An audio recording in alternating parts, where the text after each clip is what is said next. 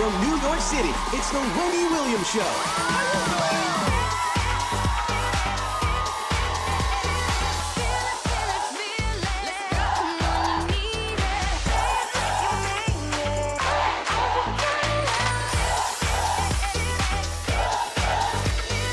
Now, here's Wendy.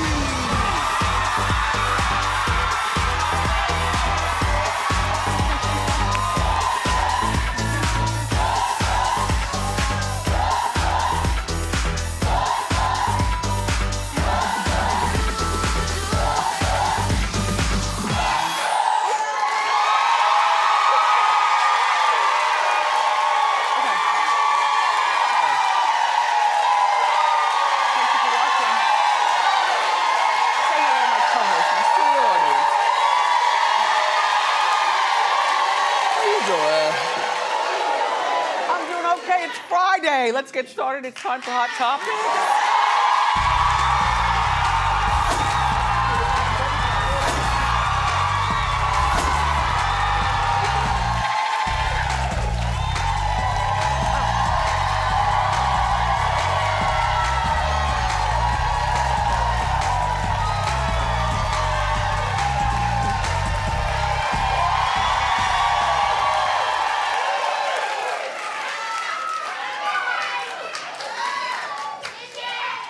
So, I apologize, that was a mint. Anyway, so word in the street is that Megyn Kelly is out at NBC.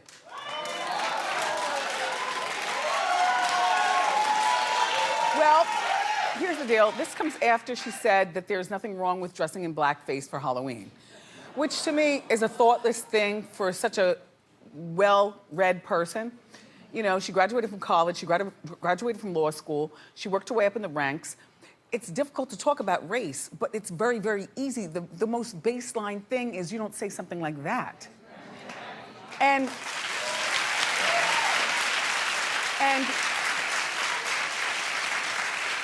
she tried to compare it in some ways to like the Countess Luann, when Countess dressed as Diana Ross with a deep tan.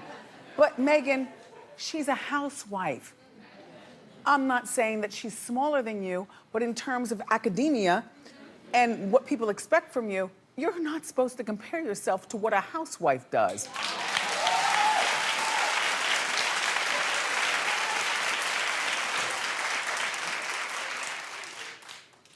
Quite frankly, I don't care.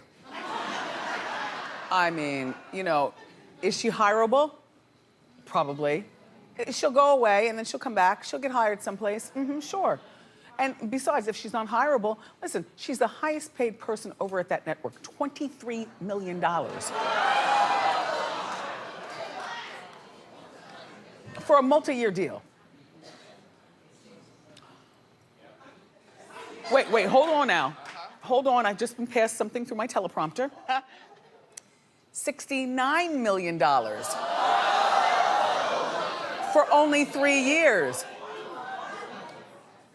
Look, hold Hoda's getting $7 million. And so what do I think? I don't feel sorry for Megyn Kelly. I mean, she wanted to jump into daytime TV, and I think she wanted to be more likable and stuff, but there's certain things that don't fly with certain people. You know, like she's not the fun girl. We're the fun girl. You know?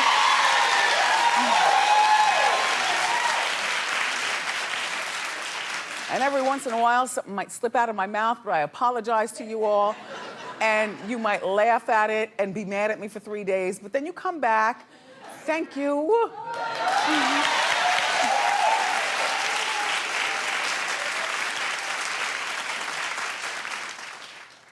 So I was watching The Bold and the Beautiful. With a Carla Hall oxtail, I might add. Extra garlic, extra hot sauce. And I heated up her lima bean salad. I didn't like it cold. I like it heated up, you know? Heat it up, put it around the oxtail. Put it in a bowl so everything is, not a plate, everything spreads out. No, one oxtail, the bowl. Hair off.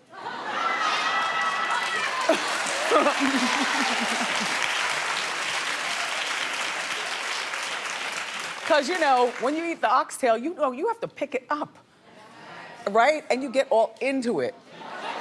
And then, I'm not a marrow person, but I marrow for an oxtail.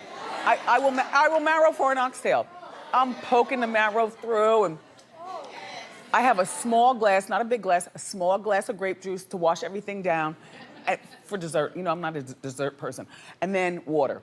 So I'm watching The Bold and the Beautiful, and I hear suddenly Wayne Brady has joined the show. Yep. He's gonna, listen, this is a great idea to me. He's gonna play a doctor who finds himself in a web of passion and mystery.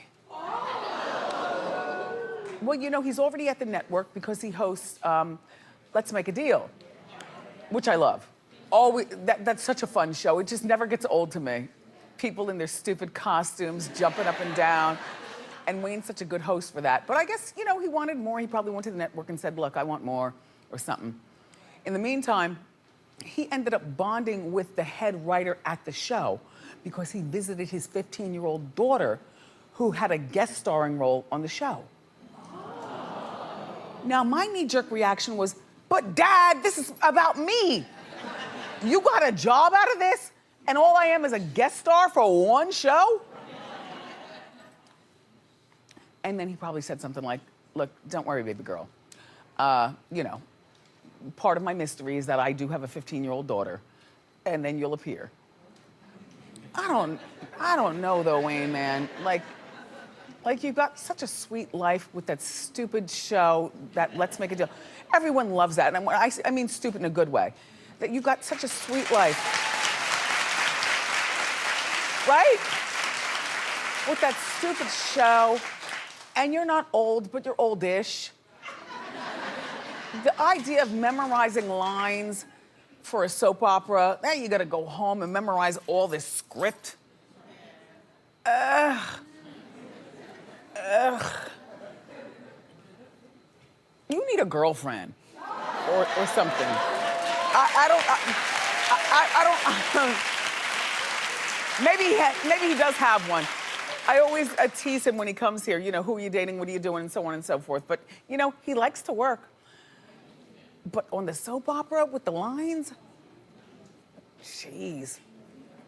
I only like to play myself because there are no lines. You know, I make them up as I go along. You know.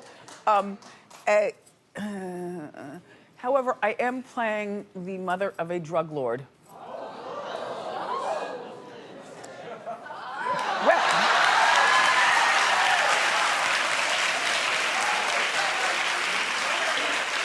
Well, I don't know how I'm gonna pull it off because it's a real hood tale. And I leave for the set, I think next week or something like that. Like it's happening like now. But the mother of a drug lord, and I don't say whiff, I say whiff. Like, are you gonna buy it if I talk like this, dem and des? Or maybe I should just be me. Me, but we're in the hood. But just still talk like me? I need to get some ebonics going on quick. Happy birthday. Who you with? What you doing, N-word?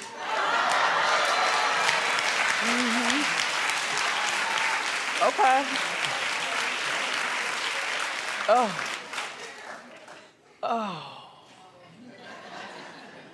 Memorizing lines and getting a black scent.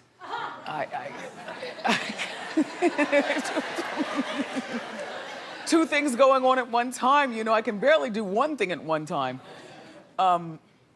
Anyway, do you know this girl, Nomani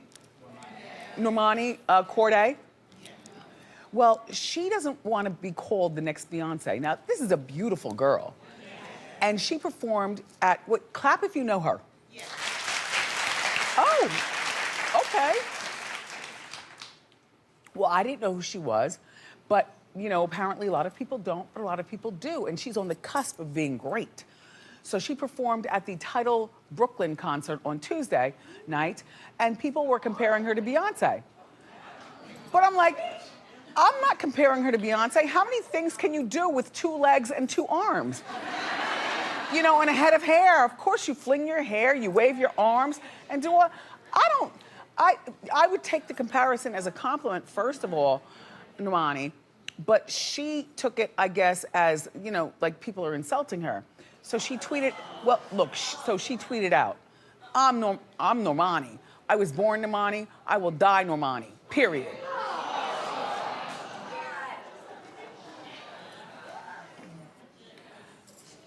People didn't like her comments and they slammed her and telling her you'll never reach Beyonce status anyway.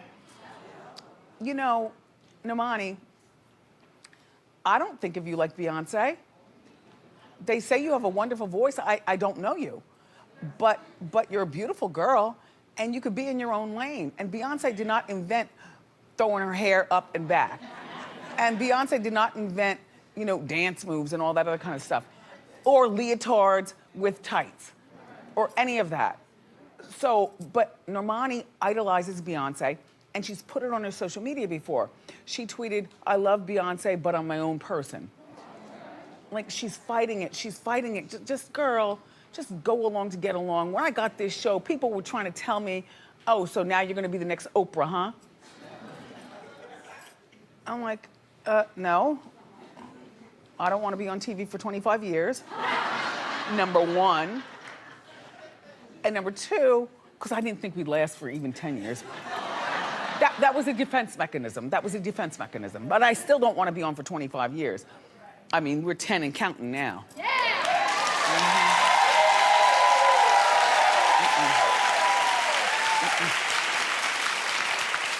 But, you know, they tried to compare me to Oprah, I guess because I was the only black woman with, you know, hosting my own talk show. They didn't compare me to anybody else on daytime. They immediately went to the Oprah thing. And I'm like, no, I never thought of that, me as Oprah. Even people who knew me from radio, my radio Wendy listeners were like, oh, so she's gonna try to be like Oprah. I'm like, no, I'll show you. I'll show you. Yeah.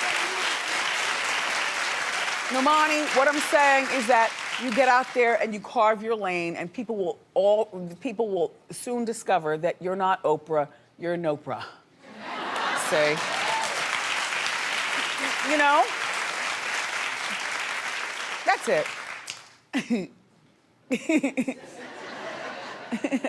A funny story happened at a gala with a bunch of rich people. Okay, I'll share. Okay. The Real Housewives of New York. You know I love Ramona and Dorinda. She's so gentle. Well, they got in a fight at the Angel Gala. Thrown every year. It's the Angel Ball. I've been there a couple of times. It's very fancy. When you walk in, all you smell is money. And all you see are money after money and real stars. Like Matthew McConaughey. I saw him there. He's like the size of Suzanne. Yeah. That's bad. Yeah, Suzanne. That's terrible. He's a little man with a little suit. Oh, and little hands. Yes, little hands. Little feet. I met Dan Marino. Oh. Now let me tell you something about Dan Marino. That's a good one. But you meet all kinds of people there. You know what I'm saying? So Ramona invited Dorinda to the Angel Ball and told her they'd be at the same table. Well, when they arrived, they were seated separately. Well, here's how it works at the Angel Ball. First of all, the food is sumptuous. They lay it out. Everything is proper. Everybody's dressed to the nines. You don't walk in there looking like this. So Dorinda goes over to the organizers because Ramona's at one table with, 10 people at a table, 10 at a table. Everyone's rich, wealthy, or doing something. And Dorinda marches over to the organizer and asks, why am I not sitting with my friend Ramona? And the organizer told her, Ramona requested the seat change. The shade of it all.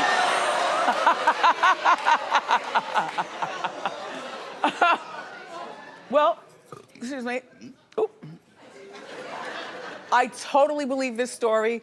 I totally believe Ramona would do something like that to hobnob with all the people at her table. You know, maybe she wanted to walk in with Dorinda, but she didn't want to sit with Dorinda. In the meantime, Dorinda was pissed that she was, you know, over at another table. Well, here's my thought. Dorinda, why do you have to go over to the organizers? Why'd you all have to neck rock and finger point in front of the fancy people and them in there? I love a gala ball. And, you know, sometimes I would go, and he doesn't really care much. You know, he knows everything's gonna be good, you know, so I'll go myself. I mean, I've got people with me, but they're back there. They don't have a table, you know. I'm like, you all stand over there, and I'm going to take my seat. And I sit by myself at a table full of 9 more people, everybody about something. And I love it. I love to meet new people. I love to know what they're doing. You know, being a talk show host means nothing at a gala. It's not like they're on my bra strap or anything like that. It's like, oh, that's Wendy. All right, how you? And maybe doing.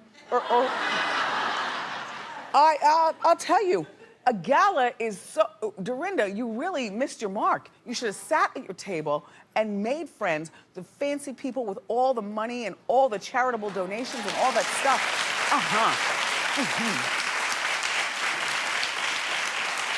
And here in Manhattan, galas are always early, so you'll be home in time for the 10 o'clock news. Easy. I totally believe that story. Totally. Oh, by the way, the Bravo cameras were filming everything. Which would have pissed me off as a gala attendee. Like, Denise, I don't want to be on Bravo. What is going on here? Why are there cameras? So remember the Neelys? Pat and Gina, they've been here before. Well, Pat is 54 years old. Aw. There they are, when they were in love. Well, you know, it was Gina who asked for the divorce, and Pat was like, oh, okay. So he's 54, it's been 4 years since they split. But now Pat has gone on to remarry a woman.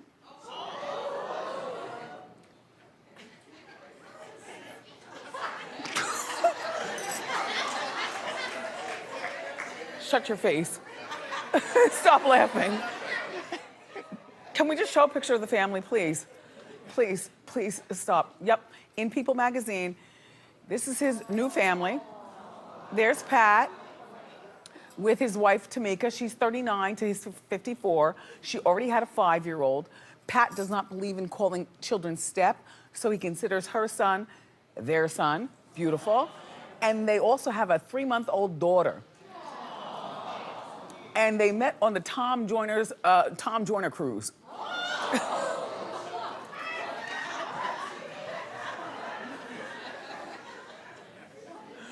That's the funniest part of all. You know, but that's a captive audience. You know, you're cruising around with Tom for 7 days. When you meet somebody and lock eyes, maybe the second day in, it's easy. And she's cute. And the family looks adorable. And to me, I would think that this is so painful for Gina. To see him move, not just move on, but move on with a new family and be happy and be in People magazine. I'd be mad, even though it's been 4 years. I don't know about her having love in her life. I mean, I saw her, she appeared on that Bravo dating show earlier in the year called To Rome with Love. I don't know whether she found love, but clearly she's still chasing the spotlight, is what I'm saying. Whereas he's retired himself into fatherdom and familydom, and she, I guess, still wants to be on TV. It's gotta be hard though, man. Gina, I feel for you. So, but they do have 2 daughters, Pat and Gina. The daughters are 29 and 23. So now the daughters have a little brother, right? So here's what you do, Gina. Excuse me. Sorry. You've got to fix your face. Don't let them see you sweat. Don't talk bad about that family. Don't talk bad about him, not even in front of your daughters. But your daughters are going to be your best weapon. Because this is what you do. You encourage the daughters to go over and see their little brother and their father. And then they'll come back because they're 23 and 29. And kids love mom before they love dad anyway. Right? They'll come back and tell you, Mommy, your living room is so much better than hers. She can't decorate for nothing. And then, Gina, you say, shut your mouth, stop talking like that.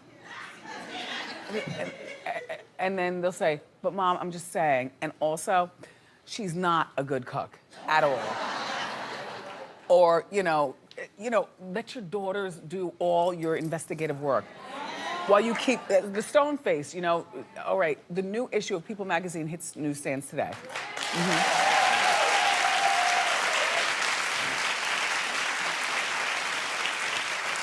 Again, I forgot to moisturize. Do we have a little Gold Bond close by? A little something? Ugh. When I jump up from the chair, I like to shake hands and greet my co-host. And who likes a hard hand? Thank you, Gold Bond. So, do you watch Bridezilla? All right. Well, I love this story. There's a Bridezilla, her name is Penny, and she's claiming to have secretly fattened up her sisters before her wedding. So this is brilliant. This is brilliant. Brilliant, Penny. So they wouldn't outshine her at her own wedding. Now, here's what she would do. Every day, she would make her sisters healthy shakes. But she was putting weight gain powder protein in the shakes.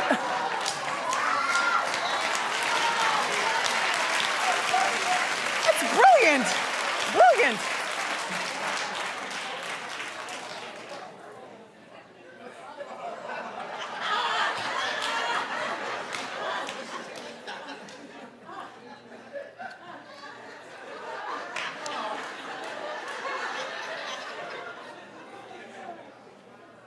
Here's the deal. Both sisters had to have their dresses let out before the big day. But my thought is, don't you know when you've gained 3 pounds? Even 3. Like for me, it's when I can't twist my, do this down here. Rambo, get this shot down here. When I can't give you the full twistation of my ankle situation. Yeah, that's when I know, uh-oh, what's going on, thighs? What's happening? But, don't you know when you get out of the shower and you look at yourself in your most vulnerable state? Right, Blondie? You know. And I definitely, I blame the sisters. And Penny, by the way, that is a great plan. Don't try that at home, but if you do, call me and let me know how it worked out. We've got more great show, everybody. Up next, Queer Guys alum Carson Presley and Tom Felicia are here. So grab a snack and